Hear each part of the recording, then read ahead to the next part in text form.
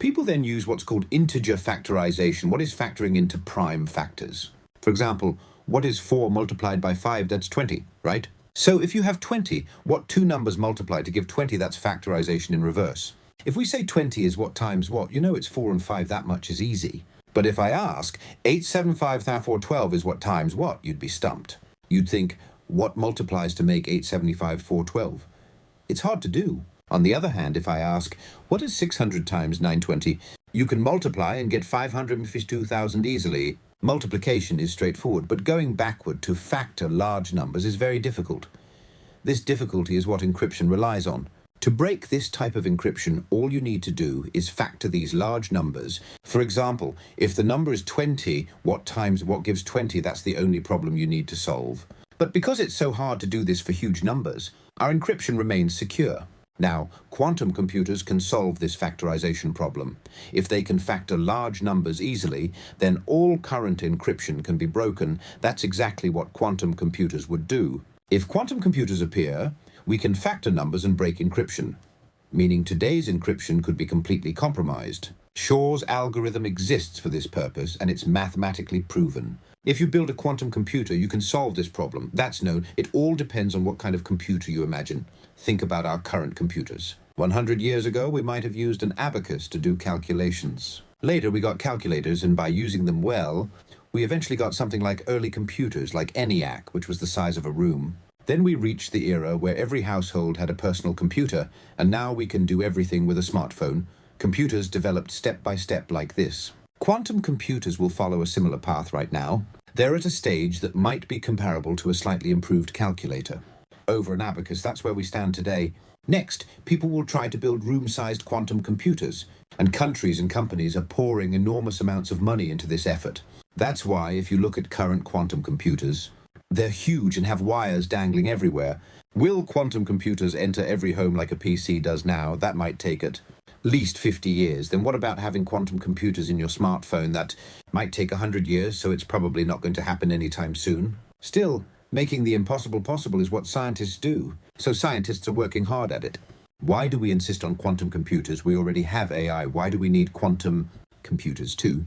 Now we have things like ChatGPT, and AI seems to be taking the world by storm. It's the era of artificial intelligence, right? So what's different about quantum computers? Actually, we need to slightly adjust the question. We're currently doing AI with conventional computers. Because quantum computers are a type of hardware, you could also do AI with quantum computers.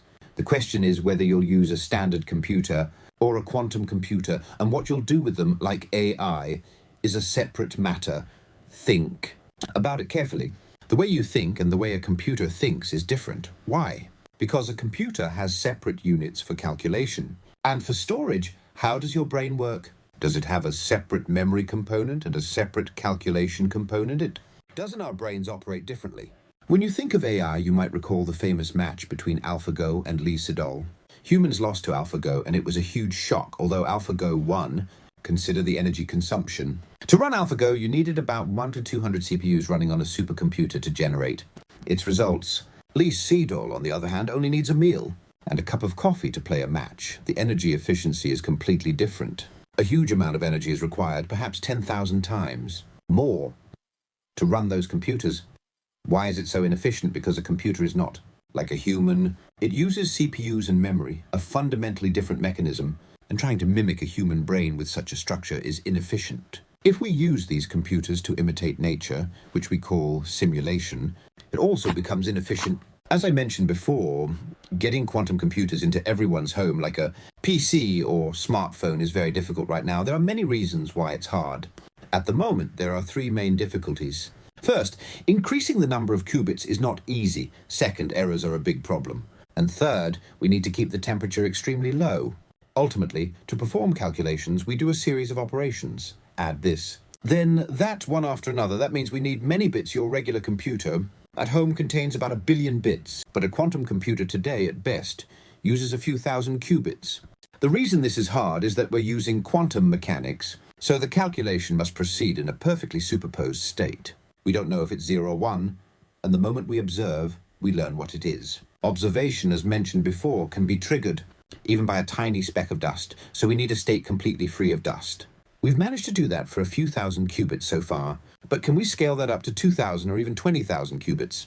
That's another matter entirely, and it's not easy. Another issue is that there are always errors involved when dealing with quantum mechanics. As I mentioned, even a tiny collision with dust counts as observation, which introduces errors. Suppose you have a computation with an accuracy of 99%. That sounds extremely accurate, only a 1% error. But remember, you don't just do one calculation and stop. When you perform multiple steps, like adding units, then tens, then hundreds, each step compounds the error. If you have 99% accuracy and repeat a calculation 100 times, what happens? Your overall accuracy drops to about 37%. That's a big problem. So we need to reduce noise, reduce errors. That's one issue. Another problem is that today's quantum computers are huge because they need to be kept extremely cold. Why cold? Because in our normal environment it's too hot and the particles keep moving around. If they move, it disrupts the delicate quantum states, so we lower the temperature. How? Low. Your home refrigerator might go down to about 5 degrees Celsius, but a quantum computer needs to be cooled to around 273 degrees Celsius U. Can't create something like that in every household. This requirement is one reason it's difficult to develop quantum computers. Of course, there are many challenges to overcome. Materials. But one breakthrough people are excited about is the possibility of using superconducting. Superconductors are perfectly quantum mechanical substances, and companies like IBM and Google have built quantum computers using them, but why are they so large? Because to achieve superconductivity, you need to cool them well below 200 degrees Celsius.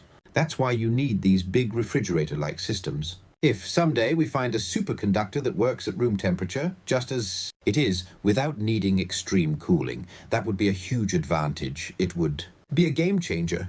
Room temperature superconductors would not only revolutionize quantum computers, but also transform our entire civilization. Another thing a quantum computer can do, besides breaking encryption, is solve optimization problems very effectively. What are optimization problems? They're problems with a huge number of possible combinations. Imagine you're going on a business trip starting from Washington, D.C. You need to visit Boston, to the east, Chicago, and Miami. You have 3 destinations, Boston, Chicago, and Miami, and you're wondering in what order you should visit them. That's a question. With multiple possible routes, if you consider all permutations, how many possibilities are there for 3 cities? It's 3x, 2x1, 6 possibilities.